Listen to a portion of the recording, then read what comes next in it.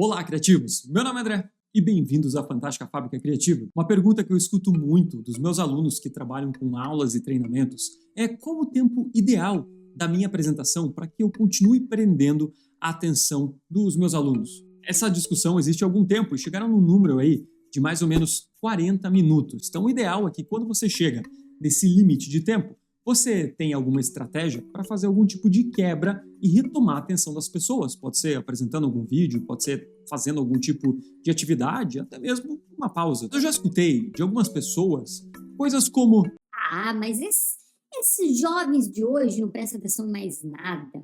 O pessoal vê TikTok, vê Instagram, a gente tem que ser objetivo, tem que ser direto ao ponto. O problema é que se você continuar pensando dessa forma, daqui a pouco a gente vai ter aula estilo TikTok aí, que não passam de 3 minutos. Olá, pessoal. Tudo bem? Olha só. Olha só.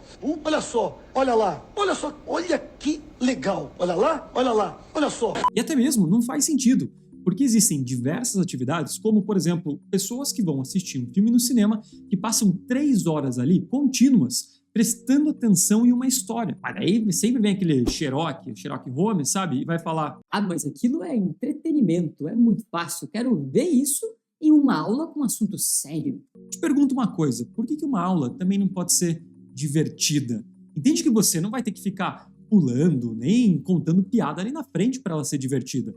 Mas quando você consegue transformar o conhecimento de uma pessoa, dar uma ferramenta que resolva um problema dela, ela consegue evoluir, isso também é divertido. Eu trabalho com aulas e treinamentos há mais de 15 anos. E de uma coisa eu posso te falar com muita certeza: não existe tema chato. O que você tem é aula chata com apresentação mal feita. O conteúdo que você vai ensinar, ele é universal. Ele está presente na internet, em livros, enfim, em vários lugares.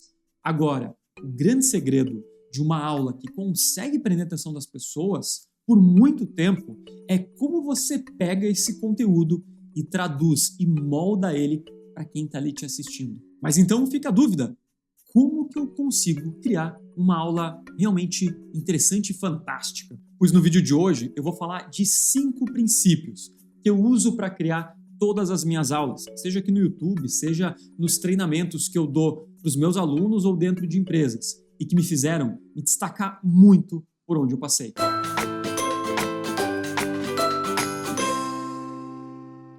O primeiro princípio que você vai seguir é o da simplicidade. Entenda uma coisa: todo o conteúdo que você passa tem que ser simples o suficiente para que a pessoa consiga aplicar logo no dia seguinte. E como que eu consigo deixar qualquer coisa, seja física quântica ou seja algo mais simples, como até, culinária, simples para quem está ali me assistindo? Primeiro de tudo, eu preciso mapear o conhecimento dessas pessoas. Dependendo da área onde essa pessoa é formada, da idade que ela tem, enfim, várias circunstâncias vão ali interferir na quantidade de conhecimento que essa pessoa tem. E uma vez que você conseguir mapear o conhecimento dessa pessoa, você vai conseguir também adaptar o conteúdo para a realidade dela, utilizando exemplos, utilizando o mesmo estilo de linguagem que essa pessoa utiliza no dia a dia. Imagina que, por exemplo, eu sou um professor de direito e eu dou aula numa universidade. Eu tenho uma turma que são de futuros advogados. Eu tenho uma outra turma do pessoal que estuda administração. Você acha que eu posso criar a mesma aula para essas duas pessoas? O que muita gente faz é pegar um PowerPoint, jogar o conteúdo ali dentro e aplicar para as duas turmas. Agora, um slide como esse, com termos técnicos como esse aqui, será que ele serve para todo mundo? Se eu estiver falando com um grupo de advogados, pode até ser. Mas se eu estiver falando com um grupo, por exemplo, de empreendedores, muitas vezes, isso que eu estou lendo aqui desse artigo vai entrar por um ouvido e sair pelo outro. E eu vou te dizer, as pessoas normalmente ficam ali quietas, caladas. Elas acham que entenderam, você acha que está dando uma boa aula e todo mundo sai igual ao que entrou. Isso é muito decepcionante. O segundo princípio é você usar o efeito surpresa. Entende que o nosso cérebro ele está sempre procurando por um padrão.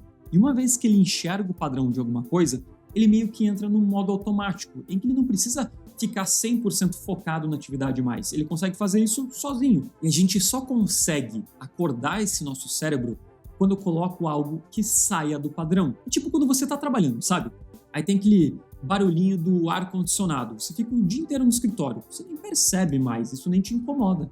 Agora, se de repente o ar-condicionado desliga e você está no computador, você...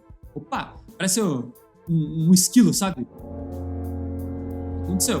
Pois naquele momento foi quebrado o padrão. E a mesma coisa para quando você constrói a sua aula. Sabe aquele professor de inglês? Ele tem aula par e ímpar. Aí na aula par ele corrige lição, faz um exercício de listening e vocabulário.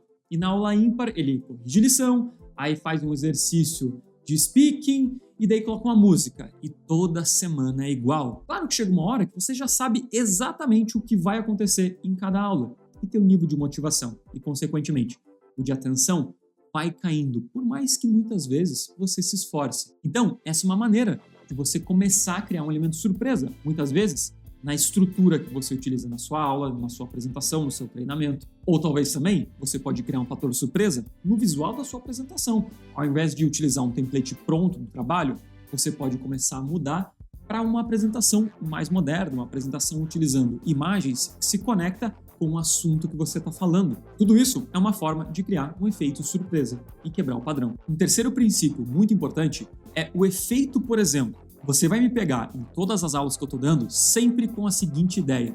Primeiro eu falo um conceito técnico e depois eu já coloco. Por exemplo, para alguém que tem muita experiência no assunto, pode muitas vezes parecer óbvio.